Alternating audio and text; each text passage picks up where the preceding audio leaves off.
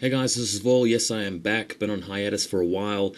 Haven't posted anything since the Rally Point tournament, and I have been playing average 3 games a week. It's just that, man, after all day at work, I usually go straight to a gaming session, or I'm doing painting or something else, and doing videos all the time is a lot of work, so I've just taken a break from it. But coming back into it now, the other main reason I wasn't taking my camera along to the games is that I've been playing Menoth quite a lot lately, Protectorate of Menoth that is, and haven't had the army totally painted, and waiting for some stuff in the mail which didn't arrive, so that delayed me finishing the army to a certain sort of gaming tabletop standard. Also got some other projects on. As you see in the photo here, this is the Celestial Fulcrum for the circle, and since this photo was taken, I have actually painted it up probably about 60%. Played a couple of games with it. Battle engines, I've got the Menoth one, I've got the circle one. They're nice and balanced. You know, hats off to Privateer Press for creating a model that wasn't an auto-occlude in your army.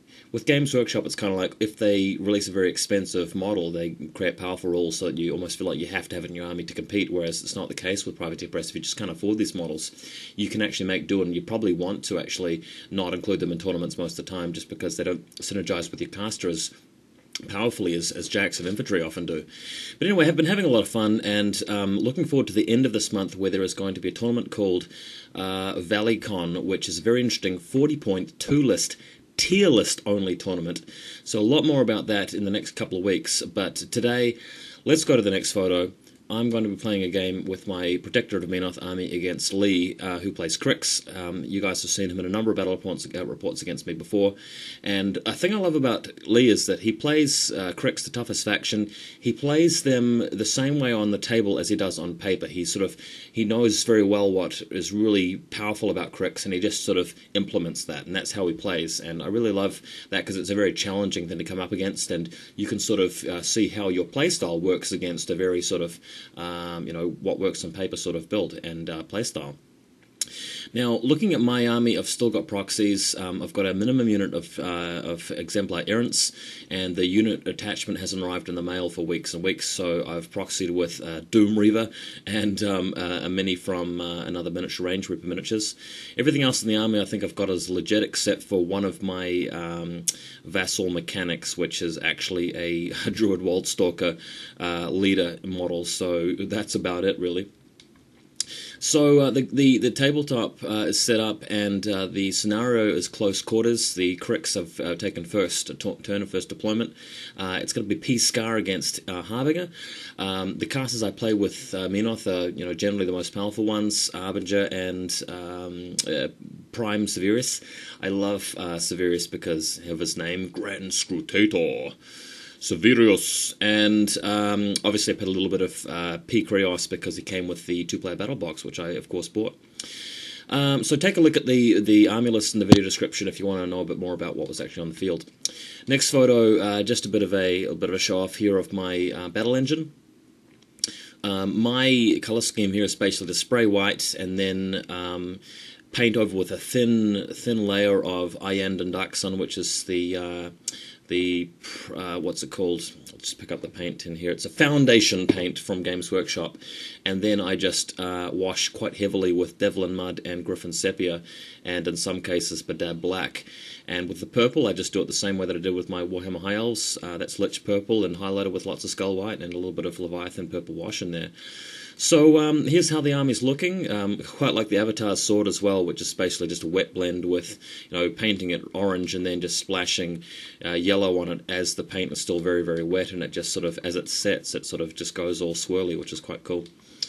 Of course, Rhoven there. I really like Rhoven with the battle engine because he gives the battle engine's Menoth sight, so you can go off and snipe guys like Tartarus, which is great because you get the boosted attack and damage roll, whatever you want. And in this list, I've got 2 mechanics. It's a bit hard because you pay 9 points for the battle engine, and then there's the hidden cost of needing 2 battle mechanics to go with it. Not battle mechanics, Vassal Mechanics.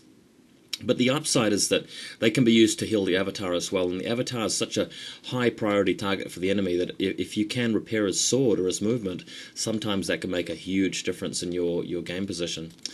Next photo, I've done a fair bit of painting on Harvey, not quite finished her, but the photo obviously very blurry, so hopefully we'll see her later on. But just generally a great caster. I quite enjoy using her. There's a lot to her, and she's really an attrition caster if you keep her back and camp the focus, but you can play her very aggressively, martyring a lot, and keep her right up the front, to benefit from ore, and the occasional cataclysm. So next photo, Lee is playing pSkarre with just as many infantry models as he can fit in. He's used his Warcaster jack points on 2 Death Ripper chicken things. Other than that, he's just got the max bane thralls, McThralls, and Satyxsis raiders. So it's going to be a very tough game here. The good thing is that Harvey's feet will really stave off these infantry for a turn, and that'll be awesome, especially as they have to come towards the close quarter circles. But having said that, Skar's going to be able to give him +5 armor and damage 1 turn, which is going to hurt me a lot. And obviously the ability Ore only works on living models, so I can't really gain any mileage out of that. Plus, Dark Guidance is going to negate that to a large extent, I should say. Next photo, Lee's McThralls just lined up here because he's got the first turn. He doesn't really care about AoEs because he's just going to fan out as he moves forward. And of course, Skar hanging back behind them with the Withershadow Combine. So next image, here's a picture of his layout after the first turn. Satyxsis Raiders going around the left-hand side along with one of them bone chicken dudes, and just camping behind the forest here. With the solo, he can get desperate pace going and just move up, say, 9 inches and just attack normally without charging.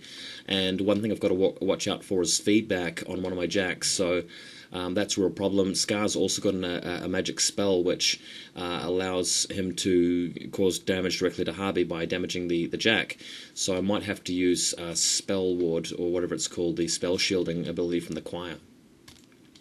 Next photo, here's my first turn. Harvey giving out focus to the Crusader and Vanquisher, and camping the other 8. One thing I didn't really want him to do was just to run around with one of the Deathchicken guys and then arc some Hellfires onto Harvey. I know that was a risky thing for him, given that she's on a hill, but if I didn't camp a lot of focus, it was doable, because with pSkarre, he gets an extra d6 focus every turn, which is massive, and he's been rolling 4s and 6s for the first couple of turns here, so that's really quite dangerous. As for my list, by the way, guys, you may comment that I'm still using a Crusader, whereas I could use those points more effectively elsewhere with Harvey, and the Vanquisher is usually an inferior choice to the Redeemer. But I've just got to remind you guys that this is a new army. I'm not going to buy the whole faction load of models. I just want to buy the models I want to play with, and I haven't yet got my Redeemer in the mail. This is one order which included, I think, Epic Severius, which I might play a little bit, a Redeemer, the Errants UA, a couple of other things, and that order just hasn't shown up, and I've just had to play this list with proxies and so forth. But never mind, the Vanquisher is still pretty good because it sets people on fire. Next image, just a bit more of a close-up, really, where you can see I've got a Vassal and a couple of mechanics just hanging in base-to-base with the jacks there, and the mechanics especially getting ready to put some repair work on the battle engine, which is quite cool. Next image, Cryx turn 2, and I haven't feated yet. I'm going to wait till turn 2 before I pop the feat, but he's moved his little arc node up, and he's spreading out his McThralls a bit as well, just getting ready for me to kill them and then put them back into play. But Skar then moves up in her activation and tries to arc a Hellfire into the battle engine, but after he realised it's dice -6 to do the damage, he decided not to burn all of his focus on doing that because he knew who was going to kill it and I was just going to repair it. So a little bit of a misplay from there for starters, but not too serious a misplay.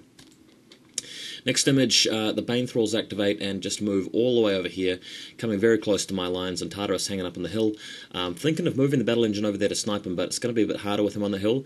I'm going to need a fairly decent roll, but thanks to the boosting ability of the battle engine, it might just be possible. I have indeed used the Nose Spells ability from the choir onto the jacks at this point in time. And Rhoven just hanging around the back to give Menoth sight to the battle engine and to basically face the Bane Thralls in combat. I mean, they're quite good fighters, so after they've done whatever they need to do, they're quite good backup. So next image, the Satyxsis Raider's going around the right-hand side flank and just hanging here a bit more. He doesn't want to come too far onto the other side of the flank because I can counterattack with my Errants, which have Pathfinder and potentially Crusader's Call from Harby. And if I engage him, I've got Tough and potentially Ore and Martyrdom. So the Errants are more likely to win the fight there. So he's just playing it cagey, moving his Arc Node into the forest so I can't destroy it with my Vanquisher gun. So next image, I've decided to go for a bit of a ballsy play here and charge Crusader's Call with the Errants, and because I've got the UA, I've got quick work, and I decide to take a bit of a little risk here and pop off a few crossbow shots at the Necrosurgeon, because I think he'd left himself too far away from his second Stitch Thrall. And luckily I managed to pop off a couple of crossbow shots and nail him, so that was huge. He's left him with only one Necrosurgeon. That means that he's only got the one Necrosurgeon to hang back with Scar to heal her, and he can only bring on 3 McThralls each turn from now on, so that will make a huge difference. Plus this is going to be my feet turn, so I'm hanging out in the middle, and I'm going to be able to get a good position before he moves in to crush me. So next photo, here's pretty much the end of my turn 1. I've moved the avatar forward to smash the Bonejack, the little Defiler guy, and I've wiped out most of the McThralls. I actually made a rules mistake here by casting Fear of God onto the McThralls, and I don't think that you're actually allowed to do that. I believe the wording is living models only. But hilariously, the following turn, he just got rid of it with a Withershadow Combine and hurt Harby for D3 damage, which sort of punished me for getting the rules wrong, I think. Just going to actually look it up here since I've got the card right next to me. Where is it? Here it is. Oh, now my computer's frozen. Harby. Fear of God. Target enemy model unit. Okay, no, it is possible, sorry. I was just reminiscing about the game and I thought maybe I'd done something wrong, but, according to that will affect undead models as well. Nice to know. And I think the rationale here is that I didn't want the McThralls coming back onto the field and then charging the Errants or anything like that, or using their Steam Fist combo smite special attack. But regardless, the feat is up, so Skarre is going to be doing sweet fuck all in the next round, and I'm actually able to get a point in the next turn from this, because he won't really be able to move on to the zone very reliably. So next image, the Satyxsis Raider's moving backwards, which is something I love to see. Just buys me tons of time, and I'm really glad that those guys aren't threatening me so badly anymore. I don't know where I really needed to move backwards. He could have just hung there and just not moved too far back, but I think that he was sort of reading the feat wrong and then going back to it and changing some of his moves around, so probably his first time against Harbinger, and that shows a little bit. Next image, Skarre has rolled 6 focus for her little sacrifice the previous turn, so she's on 12, which is ridiculous, so she can move forward without taking any damage from the power 14. But she does have to stay away from the avatar, because even with a lot of focus camp, the avatar is going to be able to move over and smash her if she comes, too close to him. The next image, Skarre has moved up a little bit and has, put a little bit of corrosion on some of the Errants with her little spell there. The Bane thralls have relocated to the center rather than moving up and haven't taken any power 14s. So it'll put me in a situation where I can move up and kill some of them, but I'm only going to be able to kill a few of them, and in his next turn he'll be able to come back and smash me with his feet. So I've got to be really careful how I play it here. The general game plan that I'm forming at the moment is to get a control point on my next turn, and then just play it very aggressively from then on, wait for him to move anything to the zone, and I'll just try and move all of my stuff in there and use cataclysms to wipe out stuff in the zone and win that way, unless he moves Skarre too close, so I'll try and assassinate her. Next image, the battle engine moving around now and actually popping off a shot against Tartarus and killing him, which I thought was awesome. The Menoth, the Eye of Menoth really helping there, and Rhoven, of course, backing him up and staying out of range of the Bane thralls. But I feel like I've mispositioned Rhoven here. I really need to have him on the other side of the battle engine where he's closer to the center, so that I can actually follow through with my plan of wiping out any guys that move into the control zone next turn. So that's a mistake from me. Next image, though, the Avatar moving up, killing a few Bane thralls. Same with the Errants moving to the zone, wiping out everybody in there. Crucially, the Vanquisher moving up and putting Pskarre on fire. So if my plan A doesn't work, plan B is to let her burn to death with a little bit of luck. And Harby camping behind the wall.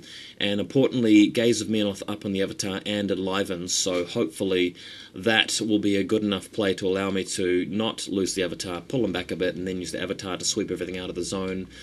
Generally, that's the game plan at this stage, and I've got an exemplar Errant UA in the background engaging his other Archnode. So next image, there's Skarre on fire. She takes a 2d6 damage roll with a fire not going out the following turn and takes a whole bunch of damage. And of course, with her feat, she's going to take 5 more damage, so hopefully that will take her very close to death, and I might have a viable assassination run if he just leaves her there in future. Next image, one thing that I'd overlooked here, unfortunately being a bit of an idiot, is that the warwitch siren has that really annoying ability on her weapon, the one that Denegra loves so much, Shadowbind, and that stops the Avatar from moving. And then he charges in with his Bane Thralls, and he really only needs 3 Bane Thralls to kill the Avatar there, because he's got Dark Shroud and he's got +5 strength from the feat, so the Avatar just crumples like a sack of whatever you can think of, and that was horrific. So that really reduces my chance of wiping out whatever's going to be in the zone next turn, because he's the one with the high power sword that I need to do most of the damage with. Next photo, he charged a single Bane Thrall into the Menoth battle engine, which did a ton of damage, but luckily I'd healed hit for 2d6 in the previous turn with my mechanics, so he left it on a couple of boxes left, which was fortunate for me because I really wanted to keep that thing alive. Next image, this annoying Errant has been attacked by the little Deathchicken guy, but I used Harby to martyr because I knew that my opponent was lining up a charge from the Satyxsis through to my Vanquisher, and he was going to attempt to kill Harby just by feedback alone, and this Errant is blocking the charge range of about half of this unit, since they can't go through the forest, or can't see through it anyway. So that was quite cool, so he's going to have to think of something else to try and kill the Errant with. So next photo, what he does do is he moves the warwitch siren over base to base with the Errant and then seduces him, moves him out of the way. But the Errant still has done his job here because now the warwitch siren's in the way of the charge lanes and he won't be able to get all of them in. Next photo, though, he does move up here, and Pskarre herself has moved into the zone, camping 1 focus only. She's got +5 armor from the feat, but crucially she's put that ability, that spell on the Jack, which allows him to do a point to Harby every time the Jack's damaged. And of course the Satyxsis all at +5 strength at the moment. He wanted to not kill the Jack in a couple of hits. He wanted to get all of the hits on the Jack, so he decided not to use the Power Swell mini-feat from the Satyxsis. And he had to take a bit of a risk here. He's got 5 guys, or 4 guys charging it. No, it was 4 guys in the end, and they've both got 2 attacks each. And what ended up happening is that some of the attacks didn't go above armor, and the other attacks did go enough above the armor to destroy it, so he didn't get enough hits here, but potentially he could have hit the Vanquisher for 8 times effectively, and that would have damaged Harby 8 times, and she was quite low on hit points at this point.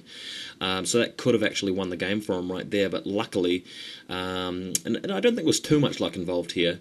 Had he used the mini-feat, the Vanquisher probably would have crumbled after 3 hits, but since he didn't use it, some of them didn't go above the armor, and it's just, it was a small window in my view. Next image, this is the follow-up. So he's basically destroyed all of my stuff in the control zone. I am in a really bad way because I've lost pretty much all of my Jacks except the Crusader. I've got nothing which can dish out enough damage to destroy models with +5 armor on them. And to make matters worse, the Withershadow Combine has run in front of Skarre. So my opponent's actually quite a smart player. He's played this well. Skarre's only got about 10 hit points left or something like that. She's on fire. The fire's not likely to kill the next turn. So what I have to do here is kill one of the Withershadow Combine, which is hard because they're stealthed, and then fire a Cataclysm through the gap at pSkarre. So what I decided to do here is move the battle engine around. I put Menoth's sight on it. I boosted to hit and damage against Tremulous in the middle, and did about half damage to him, half his boxes. Didn't quite kill him, which was agonizing because I wanted to get both Cataclysms onto Skarre. Next photo, this is basically what it comes down to. Harby moves up her full distance. She can't charge because she was behind a wall, and she can't get Pathfinder in this list. So she fires off a Cataclysm at the wounded Tremulous and destroys him. Blast damage doing nothing, pretty much, and then she fires off at Skarre. Skarre's just under 6 inches away, so that's going to be a power 15. Of course, she boosts 2 damage and destroys all of the boxes except for 3, leaving Skarre on 3 boxes left. We roll to see if the fire goes out. There's a 66% chance of me taking it here. The fire doesn't go out. I roll like a 7 or an 8 for her damage, and of course, Skarre can't get the bonus focus at this point, so she dies and I win. So, very, very close game. I made a few mistakes, a little bit sloppy here and there from both players, but it was a lot of fun. Really interesting matchup, and hope you guys enjoyed the photography and the models as usual. But Harbinger managed to take this one. Catch you guys later.